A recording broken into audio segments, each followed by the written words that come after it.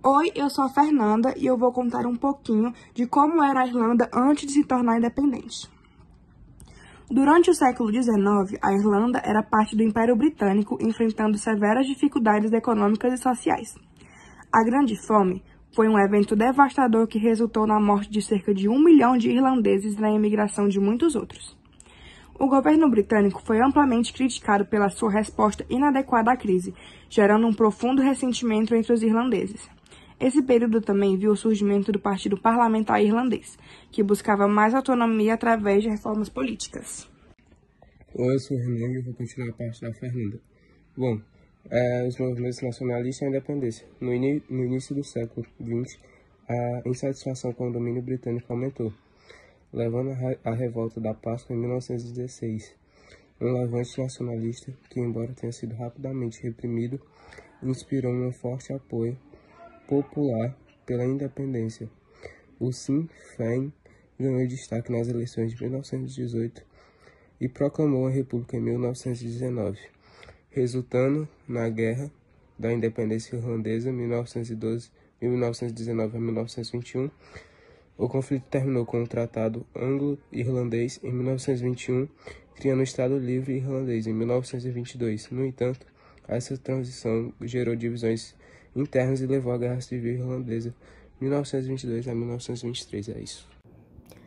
Oi, meu nome é Tainá e vou falar sobre as desigualdades que motivaram o Domingo Sangrento. A Irlanda do Norte era marcada por tensões sectárias entre a maioria protestante, que defendia a integração com o Reino Unido, e a minoria católica nacionalista, que defendia a unificação com a República da Irlanda, sendo um dos principais motivos para o acontecimento do Domingo Sangrento. Outro motivo para o acontecimento desse episódio foi a desigualdade nos direitos civis, como nas votações em que o sistema eleitoral favorecia os eleitores protestantes, e no acesso a serviços públicos, em que os católicos, na maioria das vezes, enfrentavam dificuldades para acessar serviços como saúde e educação, ocasionando grande diferença na qualidade de vida. Além da desigualdade nos direitos civis, tinha a desigualdade econômica, que era vista geralmente na aquisição de emprego, em que os protestantes tinham acesso mais fácil a empregos e oportunidades de carreira, diferente dos católicos, que constantemente enfrentavam discriminação, sendo muitas vezes excluídos de cargos públicos e de setores importantes na economia, ainda tendo dificuldade na alocação de casas e sendo forçados a viver em áreas superlotadas e com condições muito precárias. Olá, eu sou Alice Cândido Penas e eu vou falar um pouquinho sobre a Marcha do Domingo Sangrento, seu objetivo e a resposta militar. A Marcha do Protesto. No dia do massacre, milhares de católicos nacionalistas participaram de uma marcha pacífica em Derry para protestar contra a detenção sem julgamento de seus compatriotas, uma política introduzida em 1971 pelo governo britânico, que tinha como alvo principalmente os católicos. O objetivo da marcha. A marcha tinha o objetivo geral de melhorar temas de forma pacífica contra a política de internamento e as injustiças associadas. Eles também queriam chamar a atenção para as condições de vida precárias e a discriminação enfrentadas pela comunidade católica. A resposta militar. Durante a marcha, soldados do regimento paraquedistas britânico abriram fogo contra os manifestantes. O governo britânico alegou que os soldados estavam respondendo a ataques, mas muitas testemunhas e investigações posteriores indicaram que a maioria dos disparos foi injustificada e direcionada contra civis desarmados. Oi, bom dia. Meu nome é Sara e eu vou falar sobre a quantidade de mortos que aconteceu no Domingo Sangrento, na Irlanda. Após 25 minutos de tiroteio, aproximadamente 13 manifestantes estavam mortos, vítima das armas inglesas sob comando do Major Ted Loden, e outros 14 feridos. Um dos feridos morreu meses depois devido aos ferimentos graves. Quando membros do regimento de paraquedistas do exército britânico abriram fogo contra os manifestantes de direitos civis, em Brookside, uma área predominante católica, de Londonderry, no norte da Irlanda. Isso aconteceu no dia 30 de janeiro de 1972. Oi, meu nome é Bianca, eu vou falar sobre as consequências do Domingo Sangrento de 1962, tendo como que mais chamou a atenção mundial foram as mortes para a crise na Irlanda do Norte. Geraram protesto em toda a Irlanda. Em Dublin, cidadãos irlandeses incendiaram a embaixada britânica em 2 de fevereiro. Na Irlanda do Norte, a revolta da população cresceu e a presença militar acabou fortalecida. De acordo com a reportagem do BBC, no dia seguinte ao Domingo Sangrento, o governo britânico abriu um inquérito, mas o tribunal de Wiggery isentou os soldados e as autoridades britânicas de qualquer culpa.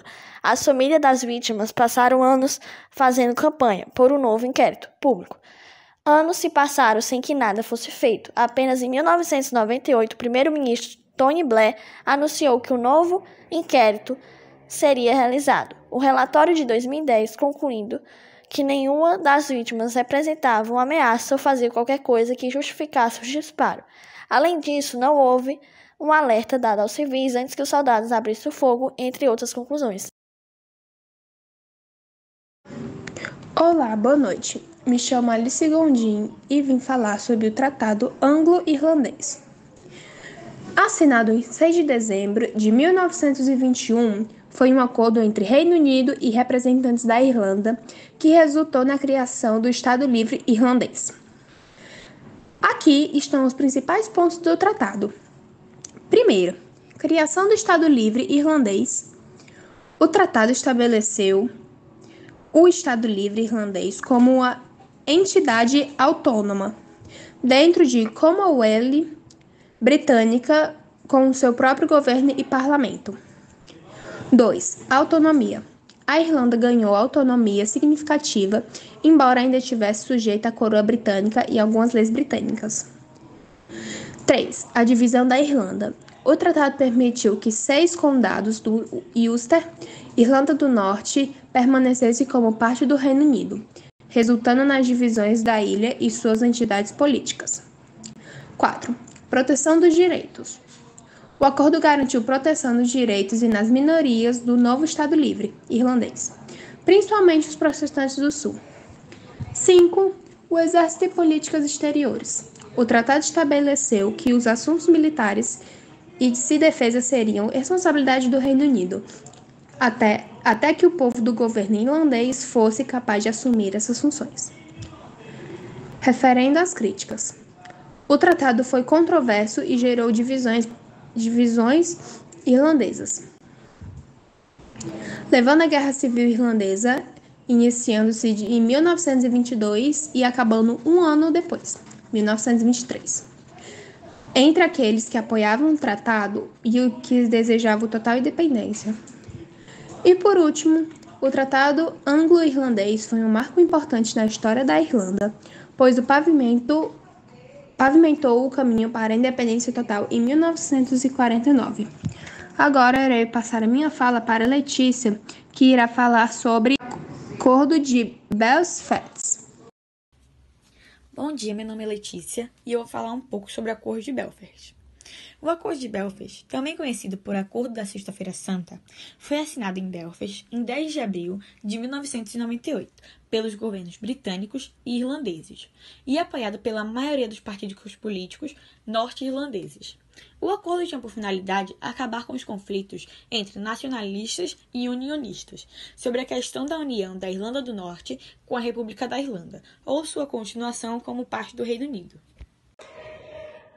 Olá, meu nome é Arthur e eu vou falar sobre a conquista da independência da Irlanda. A independência da Irlanda do Reino Unido foi resultado de uma série de eventos, incluindo a Revolta da Páscoa, a Guerra da Independência Irlandesa e a criação do Estado Livre Irlandês. E agora eu vou citar algumas dessas revoltas. A Revolta da Páscoa foi em 1906, quando militantes republicanos irlandeses realizaram uma rebelião na Semana Santa. A Guerra da Independência Irlandesa foi entre 1919 e 1921. Foi quando o exército republicano irlandês lutou contra as forças britânicas. Estado Livre Irlandês. Após um cessar-fogo entre a Irlanda e a Grã-Bretanha em 1922, foi criado o Estado Livre Irlandês. Reconhecimento da autonomia irlandesa. Em 1949, os britânicos reconheceram a autonomia irlandesa e criaram a Irlanda do Norte, permitindo a independência da região Ulster. E isso foi muito importante para a conquista da Irlanda. Olá, o meu nome é Marjorie e eu vou falar sobre a transição para a independência da Irlanda. Após se tornar independente em 1922, a Irlanda estabeleceu o Estado Livre Irlandês.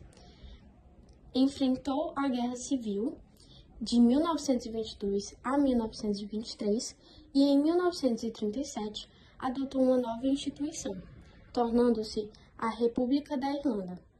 As tensões políticas e sociais marcaram essa transição. Oi, meu nome é Lívia e hoje eu vou falar sobre como ficou a Irlanda após sua independência.